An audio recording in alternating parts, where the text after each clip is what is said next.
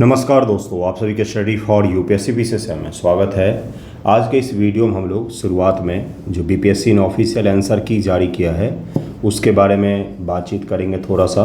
फिर cut off के बारे में 71 के लिए क्या कट ऑफ होगा इसको हम लोग देखेंगे। कैटेगरी वाइज सभी के कट ऑफ को देखेंगे कि क्या कट ऑफ हो सकता है। उसके पश्चात से आज का न्यूज़पेपर को कवर करेंगे। देखिए, इसमें सबसे पहले जो आंसर की जारी किया गया बीपीएससी का वो प्रोविज़नल है, अर्थात अभी फाइनल आंसर की इसके बाद जारी होगा। लेकिन अगर यही प्रोविज़नल जारी करना था तो फिर 13 तारीख की शाम में ही कर देते, क्योंकि लग रहा है ऐसे गूगल सर्च करके ही बीपीएससी ने भी आंसर निकाला है। तो वो तो बच्चों ने 13 तारीख की शाम में ही निकाल लिया था। इतना समय पता नहीं किस चीज़ में लगा है। जब आंसर की मेरे समक्ष आया तो सबसे पहले मैं यही देख रहा था कि कौन कौन से आंसर जो हैं, कौन कौन से ऐसे सवाल हैं जो डिलीट हुए हैं। लेकिन एक भी सवाल डिलीट नहीं हुआ है, जबकि होने तो चाहिए थे। जैसे राजकीय पशु वाला जो है उसमें गौड़ होना चाहिए, उसमें बैल लिखा हुआ है। और अगर राजकीय पशु है ना तो गौड़ अगर है तो गौड़ ही लिखा जाएगा, उसको बैल नहीं लिख सकते हैं। वो गौड़ को गौड़ ही लिखेंगे, है ना। तो टाइगर को टाइगर ही लिखा जाएगा, लाइन को लाइन ही लिखा जाता है। तो ये अंतर होता है, इसको कभी भी बदला नहीं जाता है नाम को। तो वो एक तो सवाल पर कुछ आपत्ति तो होनी ही चाहिए। देखिए क्या होता है फाइनल आंसर की में। इसके अलावा और भी क्वेश्चंस हैं। एक हार्मोन वाला भी सवाल है, सुभाष चंद्र बोस वाला त्रिपुरी कांग्रेस संकट का जो सवाल है वो भी एक क्वेश्चन है। इसके अलावा फॉरेस्ट रिपोर्ट का जो क्वेश्चन पूछा गया है उसमें सही बताना है या गलत बताना है ये भी नहीं बताया गया है। और ऐसा एक ही नहीं, ऐसा 2 या 3 सवाल हैं, 2 या 3 ऐसे सवाल हैं जो मैं जब पहली बार आंसर की करवा रहा था 13 तारीख को, उस दौरान भी मैंने बोला था कि इसमें सही पूछा या गलत पूछा है ये भी स्पष्ट नहीं किया गया है बीपीएससी के द्वारा क्वेश्चन पेपर में। तो कुछ ऐसे सवाल हैं जो शायद उसका कुछ चेंज हो, कुछ डिलीट भी हो। 1-2 सवाल तो मिनिमम डिलीट होंगे ही, और अगर चेंजेज होते हैं तो फाइनल आंसर की में आपको दिख जाएगा। लेकिन आंसर की ऐसे जारी नहीं करना चाहिए था, थोड़ा तो अलग जारी करते। ये तो उस दिन शाम को सब ने निकाल लिया था आंसर की, यही वाला आंसर की तो सब ने निकाल लिया था। खैर फिर भी बच्चों के मार्क्स कम हुए हैं। अब आंसर की पर आधारित जो मार्क्स बच्चों के आ रहे हैं वो अगर देखें तो एवरेज 6 से 7 नंबर सभी के और कम हो गए हैं। ये तो है, 6 से 7 नंबर एवरेज और सभी के कम हुए हैं। अगर कुछ क्वेश्चन डिलीट होते हैं तो उसके पश्चात से अब क्या होता है वो अलग चीज़ है। लेकिन फ़िलहाल के लिए एवरेज जो कम हुए हैं वो 6 से 7 नंबर सभी के कम हुए हैं। तो उसके आधार पर अगर हम लोग कट ऑफ देखना चाहेंगे तो 70 बीपीएससी से कंपेयर करके हम लोग देखेंगे कि 70 बीपीएससी में क्या था कट ऑफ और इस बार क्या रहेगा। रेंज के अनुसार से हम उतना गैप भी मेंटेन करेंगे कि जितना गैप कैटेगरी वाइज होता है उसको भी मेंटेन करने का प्रयास करेंगे। देखिए यहाँ पर क्या है, अगर 70 बीपीएससी में 91 कट ऑफ गया था जनरल सामान्य वर्ग का, सामान्य वर्ग में ही यहाँ पर एक चीज़ बताता हूँ, अनरिजर्व में ही जो बाहर की महिलाएं हैं ना, जो बिहार के बाहर की महिलाएं हैं उनका भी कट ऑफ अनरिजर्व में ही आएगा। अनरिजर्व फीमेल में भी नहीं आएगा, उनका भी अनरिजर्व के साथ उनका कट ऑफ जारी होगा। तो इस बार वो अनरिजर्व का जो दायरा है वो 78 से 80 के बीच में ही रहना चाहिए। जहाँ तक मेरी समझ जा रही यही रहना चाहिए। और जितने मैंने सभी के कट ऑफ देखे जिनके जेन्युइन होते हैं सबका रेंज यही है, 78 से 80 के बीच में ही जा रहा है, बल्कि इससे कम ही जाएगा, कि ज़्यादा तो नहीं ही जाना चाहिए कट ऑफ। ओके, उसके अलावा अनरिजर्व फीमेल की बात करेंगे तो 68 से 70 जितना पिछली बार गैप था, अगर उतना ही गैप अगर हम लोग लेकर के चलते हैं तो इतना आ सकता है। देखिए यहाँ पर एक चीज़ और है, कुछ फैक्टर मायने रखते हैं। जैसे कि क्या फैक्टर मायने रखते हैं अनरिजर्व फीमेल में, कि पिछली बार अनरिजर्व फीमेल में बाहर की महिलाएं शामिल होती थीं, लेकिन इस बार वो शामिल नहीं होंगी, तो इसलिए उनका कट ऑफ और कम जा सकता है, इससे भी कम जा सकता है। तो एक ज़्यादा बेनिफिट उनको ये भी मिल सकता है। ईडब्ल्यूएस की बात करें हम लोग तो 71 के आसपास जा सकता है ईडब्ल्यूएस फीमेल। 73 पिछली बार गया था तो 61 आप मान करके चल सकते हैं कि जा सकता है। एक चीज़ और है, अगर सीट होंगी तब तो जाएगा ना कट ऑफ। अगर सीट उनकी होंगी ही नहीं तो सीट वाइज भी है, मैं आपको संभावनाएं जता रहा हूं। अगर पिछली बार जैसा ही सीट रखें, पिछली बार जैसा ही अगर हम लोग गैप रखें तो इस हिसाब से कट ऑफ जाएगा। 50 से कम में भी सिलेक्शन होने के इस बार चांसेज हैं। कुछ बच्चों का अगर 50 से कम भी होगा, जैसे 80 फीमेल वगैरह जो हैं उनका तो 50 से कम में इस बार हो सकता है कि प्रीलिम आपका क्वालिफाई आसानी से हो जाए। तो इसलिए कृपया करके मेंस की तैयारी करें। अनएक्सपेक्टेड है कट ऑफ इस बार का, सबके लंका लगे हुए हैं, तो कृपया करके मेंस की तैयारी करें। बार बार बोल के मैं थक गया, फिर भी बच्चे परेशान हो रहे हैं कि क्या करना है। क्रिस्टल क्लियर रखिए कि मुझे अभी क्या करना है। मेरे मार्क्स आ गए हैं, कितने भी मार्क्स हों, अगर इस रेंज से कम भी हैं तो भी तैयारी करिए मेंस का, क्योंकि हो सकता है कि इससे भी कम कट ऑफ चला जाए, है ना। क्योंकि कुछ भी हो सकता है इसमें, कुछ भी ऐसा तो मैं नहीं बोल रहा हूँ जो आपको नहीं पता है, आपको भी पता है स्थिति इस बार किस तरह की है। तो इसलिए कृपया मेंस की तरफ में ध्यान दीजिए। मेरे पास जो स्टूडेंट्स के मार्क्स आए हैं ना, उसमें हाईएस्ट कल तक तो मेरे पास 88 ही गया था, लेकिन अब तो जिनके 102 आ रहे थे उनके कम हो करके 92 से 93 पर आ गया है। 92 93 तो हाईएस्ट 92 93 तक गया है अब, तो वो हाईएस्ट है। बाकी मैक्सिमम जो रेंज है, कुछ ही बच्चे हैं जो 80 से ऊपर हैं, बहुत कम है। बाकी मैक्सिमम जो रेंज है वो 80 से कम ही है। तो कृपया मेंस की तैयारी में लगें, क्योंकि कट ऑफ जो है वो सबसे कम इस बार जाएगा। 50 से कम में भी अगर एससी फीमेल में हैं आप, तो 50 से कम में भी आपके पीटी क्वालिफाई इस बार हो रहे हैं। एससी फीमेल, एससी मेल और जनरल फीमेल, ईडब्ल्यूएस सबका लगभग में आपको क्लियर हो गया होगा। ओके, इसी प्रकार से गैप करके अपना कट ऑफ भी निकाल सकते हैं आप कि पिछले साल जितना था उससे गैप करके मेरा कितना होगा, तो कृपया निकाल लें और लग जाएं मेंस में। और अगर गैप नहीं निकाल पा रहे हैं और कट ऑफ आपको लग रहा है कि बिल्कुल ही 10 नंबर है, तब तो कुछ नहीं हो सकता भाई, तब तो कोई बात ही नहीं। लेकिन अगर आपका इस रेंज में है या रेंज के 5 नंबर कम भी है, तो मेंस में लगिएगा, निबंध लिखिएगा, GS2 लिखिएगा। GS2 के पेपर को अच्छे से प्रिपेयर करना है, करंट अफेयर अच्छे से प्रिपेयर करना है, और निबंध का तीनों सेक्शन, बिहार स्पेशल का भी सेक्शन और दोनों सेक्शन, दर्शन का सेक्शन भी और सब्जेक्टिव टाइप के टॉपिक आते हैं उनके भी, सभी को तैयार करना है। ओके, देखिए क्या है आज का पहला टॉपिक। एक छोटा सा चीज़ और है कि क्या फाइनल आंसर की में जब सुधार होगा तो क्या मार्क्स बढ़ सकते हैं क्या। देखिए पिछली बार जो 70 बीपीएससी का हम लोग वास्तविक कट ऑफ देखें ना, तो 87 ही था, क्योंकि 4 नंबर बीपीएससी की तरफ से दिए गए थे। तो अगर ऐसा कुछ हरकत किया जाता है बीपीएससी के द्वारा कि भाई 4 नंबर 2 नंबर 3 नंबर सभी को दे देते हैं, तो ये सही हरकत नहीं होता है। इससे कट ऑफ देख रहे हैं 4 नंबर बढ़ जाता है अचानक से। तो इसलिए मैं आपसे बोलूँगा कि अगर फाइनल आंसर की के बाद आपके नंबर बढ़ेंगे क्या, हाँ बढ़ सकते हैं, कि हो सकता है कि कुछ आपके आंसर सही हो जाएं या किसी के कुछ आंसर गलत हो जाएं, तो भी कोई कट ऑफ में बहुत बड़ा परिवर्तन नहीं आने वाला है, क्योंकि बच्चों के जिनके गलत होने हैं अधिकांश सवाल, वो तो गलत हो गए हैं ऑलरेडी। वो तो करंट अफेयर के ऐसे सवाल गलत हुए हैं उनके जो डिस्प्यूट में नहीं हैं, तो उसका तो कुछ नहीं हो सकता ना। तो इसलिए फाइनल आंसर की आने के बाद भी कोई बहुत बड़ा परिवर्तन आ जाएगा मार्क्स में, आपके कोई बड़ा चेंज आ जाएगा, कट ऑफ कोई ज़्यादा बदल जाएगा, ऐसा नहीं होने वाला है। तो 80 के नीचे कट ऑफ मान करके चलिएगा। सबसे अच्छा रेंज क्या है, तो मेरे हिसाब से जैसा मुझे लग रहा है कि 77 के सामान्य वर्ग का कट ऑफ जाएगा। 77 पॉइंट में ले सकते हैं कुछ भी, तो इतना सामान्य वर्ग का कट ऑफ जाएगा, और उसी के अकॉर्डिंग अपना एडजस्ट करके तैयारी में लग जाइए। ओके, तो ये मैंने कट ऑफ को लेकर के क्लियर कर दिया है।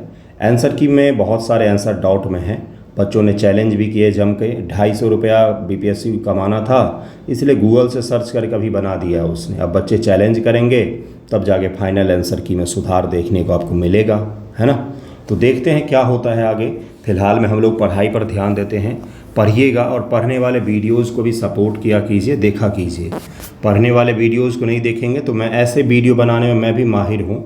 मैं दिन में ऐसे 5 वीडियो बना सकता हूँ जो देख करके तो आपको बहुत आनंद आएगा, लेकिन आपके हाथ में कुछ नहीं आएगा। तो मैं ऐसा नहीं चाहता हूँ। अपना चैनल पता ही है आपको, कंटेंट के लिए ही है, भले 1000 लोग ही देखते हैं लेकिन कंटेंट ही आता है। तो कृपया करके पढ़ने पर ध्यान दीजिए और पढ़ाई वाले वीडियोस देखिएगा। GS1 GS2 को लेकर के इम्पॉर्टेंट टॉपिक का मतलब पढ़ाया हुआ लेक्चर अपलोड है अपने चैनल पर। 70 बीपीएससी मेंस के लिए मैंने पढ़ाया था, आप उस जाकर के उसको भी देखिएगा, वहाँ पर अब आपको कई सारे लेक्चर्स मिल जाएंगे। ओके, शुरू करते हैं आज का न्यूज़पेपर डिस्कशन। पहला टॉपिक देखिए क्या है। भारत के जो 7 नए प्राकृतिक धरोहर स्थल को यूनेस्को की सूची में शामिल किया गया है। फिलहाल तो अस्थायी सूची में शामिल किया गया है, लेकिन समय के साथ इसको अस्थायी सूची में शामिल किया जा सकता है। भारत ने यूनेस्को के विश्व धरोहर स्थलों की अस्थायी सूची में 7 नए प्राकृतिक स्थलों को शामिल किया है, जिनसे इनकी कुल संख्या अब 68 हो गया है, जिनमें 49 सांस्कृतिक हैं, कल्चरल हैं, 17 नेचुरल हैं, 3 मिश्रित स्थल में शामिल हो गए हैं। यह देश के अपनी समृद्ध सांस्कृतिक विरासत को भी दिखाता है। भारत सरकार ने 7 जगहों की सूची भेजी है यूनेस्को के पास में। यूनेस्को ने इसको अस्थायी सूची में फिलहाल शामिल कर दिया है और आने वाले समय में इसको आप देखेंगे 1 से 1.5 साल में इसको अस्थायी सूची में स्थान दे दिया जाएगा। यहाँ से भी सवाल पूछा जा सकता है कि इसको अस्थायी सूची में कब शामिल किया गया था। बीपीएससी का जो ट्रेंड है, जो करंट अफेयर पर सबसे ज़्यादा जिस हिस्से पर आपका जोर होगा वो आपसे नहीं पूछेगा, जिस हिस्से पर आप कम जोर देंगे वो आपसे पूछ लेगा। जब अस्थायी सूची इसकी आ जाएगी तब तो सब लोग इसको पढ़ेंगे ही, तब आपसे वो पूछेगा कि इसको अस्थायी में कब शामिल किया गया था, है ना।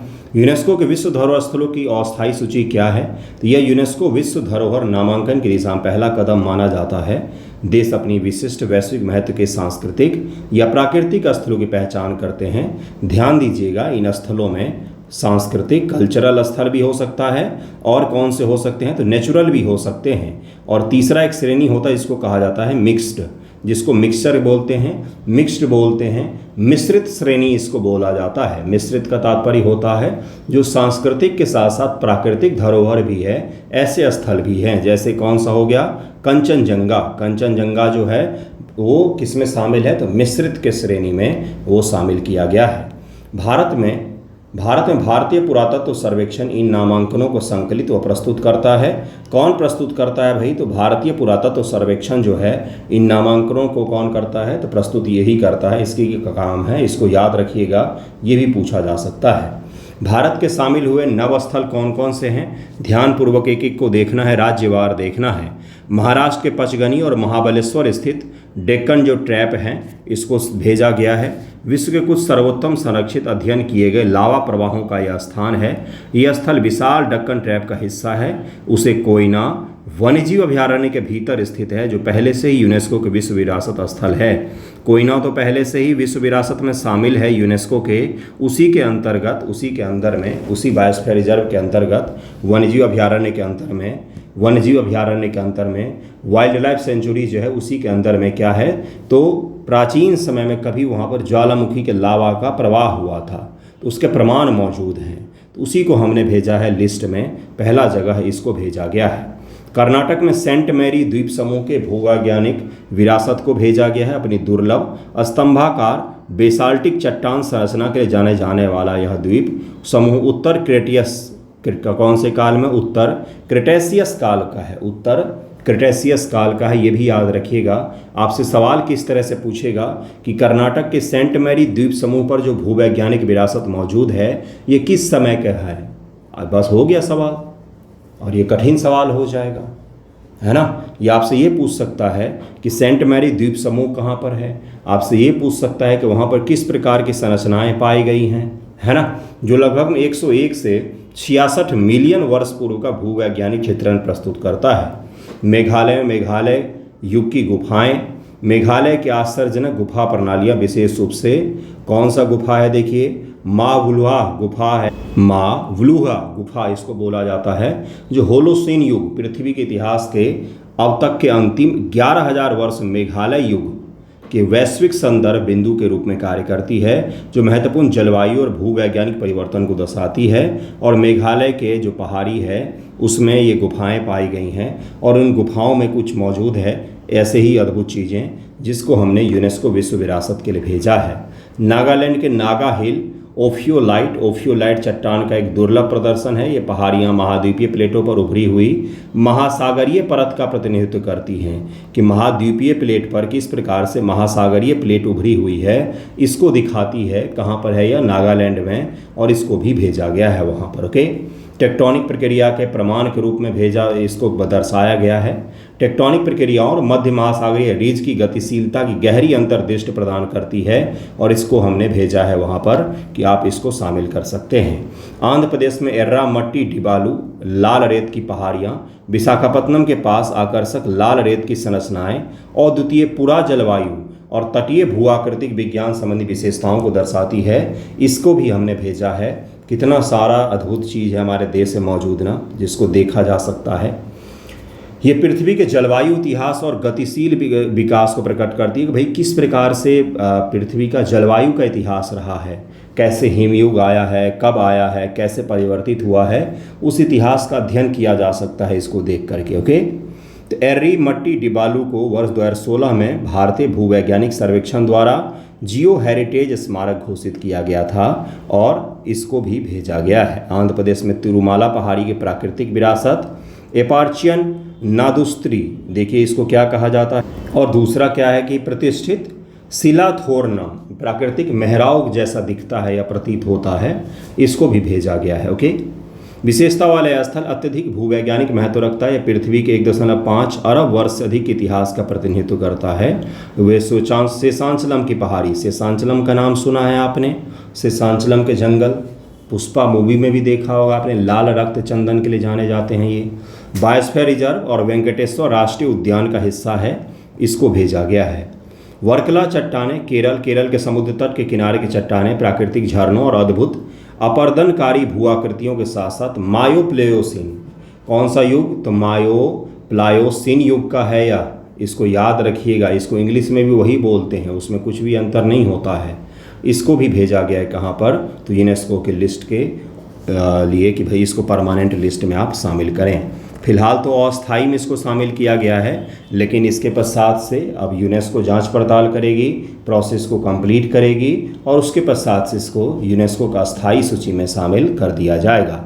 विश्व विरासत स्थल उत्कृष्ट सार्वभौमिक मूल्य के स्थल है जिन्हें भावी पीढ़ियों के लिए संरक्षण के लिए मान्यता प्राप्त किया जाता है यूनेस्को से, और यूनेस्को का काम होता है फिर उसको संरक्षित करना। और सबसे बड़ी चीज़ है, जब उस पर यूनेस्को का टैग लग जाता है ना, तो वहाँ पर टूरिज़्म अपने आप बढ़ जाता है। जैसे हुमायूं का टॉम अगर जाएंगे आप दिल्ली में, तो हुमायूं टॉम के बाहर लिखा रहता है यूनेस्को हेरिटेज साइट, तो इसके कारण से टूरिज़्म अपने आप बढ़ जाता है। वहाँ पर कई सारे लोग बाहर से भी आते हैं देखने के लिए कि भाई यूनेस्को का हेरिटेज साइट है तो ज़रूर उसको देखना चाहिए। तो इसका देखिए अगला क्या है, ये सांस्कृतिक और प्राकृतिक या मिश्रित हो सकते हैं। यूनेस्को के सदस्य द्वारा अपनाए गए वर्ष 1972 के विश्व विरासत सम्मेलन कन्वेंशन के अंतर्गत यह संरक्षित होते हैं। यूनेस्को के विश्व धरोहर समिति कार्यक्रम के माध्यम से सूची का रखरखाव करती है।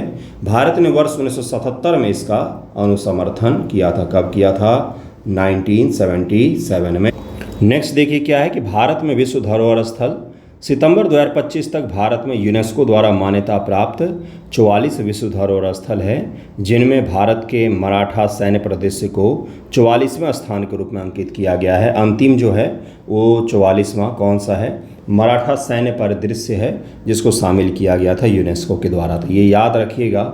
अभी फ़िलहाल के आप जो 7 जगहों के नाम बताए हैं, उन 7 के एक बार और जा कर के देख लीजिएगा, उनको याद कर लीजिएगा, उनकी भौगोलिक विशेषताओं को याद कर लीजिएगा, क्योंकि वो सब के सब भौगोलिक दृष्टि से काफ़ी ज़्यादा इम्पॉर्टेंट हैं।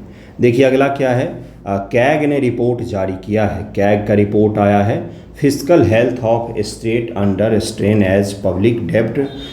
बोला जा रहा है कि 10 सालों में काफ़ी ज़्यादा राज्यों की जो वित्तीय स्थिति है वो सही नहीं है, लगातार उन पर ऋण बढ़ता जा रहा है, राज्यों की वित्तीय स्थिति सही नहीं है, ऐसा कैग के रिपोर्ट में बताया गया है। और यह कैग का रिपोर्ट का रेंज देखिए ज़रा कब से कब तक का है, 2013-14 से लेकर के 2013-14 से 2022-23 तक का, यानी कि 10 वर्षों के वित्तीय स्थिति के बारे में डेटा सहित कैग ने बताया है कि भाई राज्यों की जो वित्तीय स्थिति है वो सही नहीं है, राज्यों के ऊपर में काफ़ी ज़्यादा ऋण आ रहे हैं। इसी 10 वर्ष के दौरान कौन कौन से बड़े परिवर्तन किए गए हैं? तो एक पहला परिवर्तन डीमोनेटाइजेशन का दूसरा परिवर्तन कौन सा बंधुओं? तो दूसरा किया गया जीएसटी का। ये दो बड़े परिवर्तन किए गए। दो बड़े परिवर्तन के परिणाम स्वरूप आप देख सकते हैं कि राज्यों की स्थिति जो है वो अच्छी नहीं हुई है। हालांकि कुछ राज्यों के बारे में कैग ने बोला है कि उन्होंने अच्छा प्रदर्शन किया है। अब कुछ डेटा आधारित पॉइंट्स होंगे जो मैं पढ़ूंगा, जो आपको बिल्कुल पसंद नहीं आएगा, लेकिन क्या करना है, डेटा आधारित पॉइंट्स पढ़ने की आदत बना लेते हैं, क्योंकि आपके एग्ज़ाम में तो डेटा पूछा गया था। 44 सवाल में कम से कम डेटा पूछे गए थे। कुल ऋण वृद्धि 28 राज्य संघ शासित क्षेत्र को छोड़ करके संयुक्त सार्वजनिक ऋण वित्तीय वर्ष 13-14 में 17.57 लाख करोड़ से बढ़ करके 22-23 में 59.60 लाख करोड़ रुपए हो गया है। यह लगभग 22 से 23% की चक्रवृद्धि वार्षिक मतलब कि CAGR को दर्शाता है। बहुत तेज़ी गति से ऋण बढ़ रहा है राज्यों का। ये यही दर्शाता है कि राज्यों के ऋण जो हैं बहुत तेज़ी गति से बढ़ रहे हैं और इसको हमें ध्यान देना पड़ेगा। संदर्भ के लिए ऋण में वृद्धि कोविड-19 महामारी जैसे आर्थिक संकट के बीच में हुआ है, क्योंकि इसी दौरान जीएसटी भी आया, इसी दौरान डिमोनेटाइजेशन भी हुआ, इसी दौरान कोविड का संकट भी देखा गया। जीएसटी मैं इसलिए बार बार कह रहा हूँ क्योंकि जीएसटी से पहले जो थे वो राज्य अपने ऋण अपने यहाँ पर कर वसूली करते थे, लेकिन अब भारत सरकार करती है, फिर उसके पश्चात से राज्यों का हिस्सा उनमें से बांट करके दे दिया जाता है। ओके, देखिए अगला क्या है कि जीएसडीपी सकल राज्य घरेलू उत्पाद के प्रतिशत के रूप में ऋण। रिपोर्ट ने ऋण से जीएसडीपी अनुपात को वित्तीय सेहत का महत्वपूर्ण संकेतक माना है। उच्च अनुपात दर्शाता है कि राज्य का ऋण उनकी आर्थिक उत्पादन क्षमता से तेजी से बढ़ रहा है, यानी कि जितनी कमाई नहीं राज्यों की बढ़ रही है उससे ज़्यादा उनके ऊपर में ऋण बढ़ता जा रहा है, जो कि उनके चुकाने में कठिनाई पैदा कर सकता है। राज्यों का औसत ऋण से जीएसडीपी अनुपात वित्त वर्ष 22-23 में 22.23% से कुछ विशिष्ट राज्यों में अधिक स्तर पर बढ़ गया है। कुछ राज्यों में इससे भी ज़्यादा बढ़ता जा रहा है, जिसका उदाहरण यहाँ पर है जो दिया हुआ है। देखिए पंजाब का 40.35% है डेब्ट एज परसेंट ऑफ जीएसडीपी, यानी कि राज्य का जो सकल राज्य उत्पाद है उसके कंपेयर में उस पर अगर ऋण की बात करें तो 40% ऋण है। नागालैंड पर 37%, वेस्ट बंगाल पर 33%, हिमाचल पर 33% और बिहार पर 32.58% है। बिहार का आंकड़ा तो कम से कम याद जरूर ही रखिएगा, क्योंकि यह सवाल आपसे पूछा जा सकता है। 32.58% को कृपया याद रखिएगा, ये डेटा पूछा जा सकता है आपसे प्रीलिम एग्जाम में। वित्तीय वर्ष 22-23 में राज्य का कुल ऋण संयुक्त जीएसडीपी का 22.17% था, जो देश का समग्र जीएसडीपी 268 लाख करोड़ के रूप में विद्यमान था। तो आप समझ ही सकते हैं कितना ज़्यादा है। राज्यवार विश्लेषण रिपोर्ट उन राज्यों की पहचान करती जहां ऋण का बोझ सबसे अधिक है, विशेष रूप से जहां जीएसडीपी का 30% से अधिक है। देखिए यहाँ पर क्या बोला जा रहा है कि पंजाब राज्य जहाँ पर जीएसडीपी का 30% से ज़्यादा चला गया है, जीएसडीपी का 30% से ज़्यादा चला गया, 40.35% का यहाँ पर जीएसडीपी और ऋण का अनुपात चला गया है। नागालैंड का भी 37 है, पश्चिम बंगाल का 33 है, हिमाचल का भी 33.06% है और अपने बिहार का 32.58% हो गया है, 32.58% हो गया है। ओके, ऋण स्रोत और वृद्धि का पैटर्न। ऋण के स्रोत राज्यों ने ऋण रिजर्व बैंक ऑफ इंडिया से अग्रिम, भारतीय जीवन बीमा निगम, राष्ट्रीय कृषि और ग्रामीण विकास बैंक से लिया है। इन्हीं तीन संस्थान से सबसे ज़्यादा ऋण लिया है। 14-15 में 128% से बढ़ करके 20-21 में 191% हो गया है। राजस्व प्राप्तियों के परसेंटेज के रूप में अगर ऋण को देखा जाएगा, राजस्व प्राप्तियों के परसेंटेज के रूप में अगर ऋण को देखा जाएगा तो यह कितना बढ़ गया है, 128% था जो बढ़ करके 191% हो गया है। तो ये भी याद रखिएगा। 20-21 से 22-23 के बीच 127% से 190% के बीच में बढ़ गया है। औसत ऋण स्तर, राज्यों का औसत सार्वजनिक ऋण उनके राजस्व प्राप्तियों का लगभग 150% है, जो वित्तीय निर्भरता को दर्शाता है। जीएसडीपी के सापेक्ष ऋण 17 से 25% के बीच में रहा है, जो 21% से 4% की ग्रोथ को दिखा रहा है यहाँ पर। तो ये भी डेटा आपको याद रखना चाहिए। इस रिपोर्ट में ये भी बताया गया है कि राज्य जो ऋण ले रहे हैं तो ऋण का अधिकांश हिस्सा जो है वो खर्चा कर रहे हैं कहाँ पर, तो राज्य के विकास में ही खर्चा कर रहे हैं। ये भी इस रिपोर्ट में बताया गया है कि जीएसटी जैसे चीज़ों के आने से कहीं न कहीं राज्यों की आमदनी कम हुई। इसके कारण से भी इस दशक के दौरान राज्यों के ऊपर में ऋण तेज़ी से बढ़ते हुए दिख रहे हैं। अगला देखिए इसमें क्या दिया हुआ है, कुछ सुझाव भी दिया गया है, लेकिन हम महत्वपूर्ण बिंदु यहाँ पर देखेंगे। विकासशील राज्यों का दबदबा है आंध्र प्रदेश, असम, बिहार, हरियाणा, हिमाचल, केरल, मिजोरम, पंजाब, राजस्थान। ये जो राज्य हैं, पश्चिम बंगाल जैसे राज्यों में ऋण और पुनर्भुगतान में अंतर उजागर हुआ है कि ये जो राज्य हैं ये ऋण लेकर के उनके पुनर्भुगतान में अंतर इनमें देखा जा रहा है। बढ़ता ऋण राज्यों की वित्तीय स्वतंत्रता और विकास परियोजनाओं को प्रभावित कर सकता है। हालांकि ऋण इन्होंने कोई बाहर से नहीं लिया है। अधिकांश राज्य जो हैं वो अपने घरेलू ऋण ले रहे हैं, जैसे कि आरबीआई, जैसे कि नाबार्ड, जैसे कि एलआईसी इत्यादि कंपनियों से ही ऋण ले रहे हैं। नेक्स्ट टॉपिक देखिए क्या है, जुबिन गर्ग, आपने इनको सुना होगा। आपने गैंगस्टर मूवी का वो गाना सुना है, या अली वाला गाना, तो वो इन्होंने ही गाया था। इनका डेथ हो गया सिंगापुर में, तो ये याद रखिएगा। काफ़ी यंग सिंगर थे और अच्छा गाते थे, बेहतरीन गाते थे। क्रिस 3 में भी इन्होंने गाना गाया है। क्रिस 3 का भी गाना आपको याद होगा, अभी भूल गया मैं। और एक गैंगस्टर का गाना तो याद होगा ही, वो या अली बहुत फेमस हुआ था उस समय, तो इसको याद रखिएगा। होम बॉन्ड, ये एक मूवी आ रही थी जिसको भारत की तरफ से ऑस्कर में भेजा गया है, और ये यूपी के 2 लड़के रहते हैं जो एसआई वगैरह की तैयारी करते रहते हैं। उन्हीं पर बेस्ड ये मूवी है जिसको भारत की तरफ से ऑस्कर के लिए भेजा गया है। डायरेक्टर नीरज घियाना जो हैं वो इसके डायरेक्टर हैं, और 2026 के ऑस्कर के लिए नॉमिनेट इसको भारत की तरफ से भेजा गया है। बेस्ट इंटरनेशनल फीचर्स कैटेगरी में भेजा गया, ये याद रखिएगा। जानवी कपूर है, विशाल जाटवा है, जेठवा या जाटवा जो भी उनका नाम है, ईशान खट्टर की मूवी है। ट्रेलर तो बहुत ही शानदार है, बाकी पता नहीं मूवी कैसी होगी, इसको याद रखिएगा। तो ये छोटे छोटे टॉपिक थे जो मैंने आपको करवा दिए हैं, इसको ज़रूर ही याद रखिएगा। इसके बारे में सवाल आपसे पूछा जाएगा आपके प्रीलिम एग्ज़ाम में, इसको ज़रूर याद रखिएगा। इस प्रकार के सवाल बीपीएससी एक सवाल तो ज़रूर ही डालता है फिल्म वगैरह से, इसलिए इसको याद रख सकते हैं। ओके, आज का वीडियो यहीं पर एंड करता हूँ मैं। थैंक यू सो मच आप सभी का वीडियो देखने के लिए।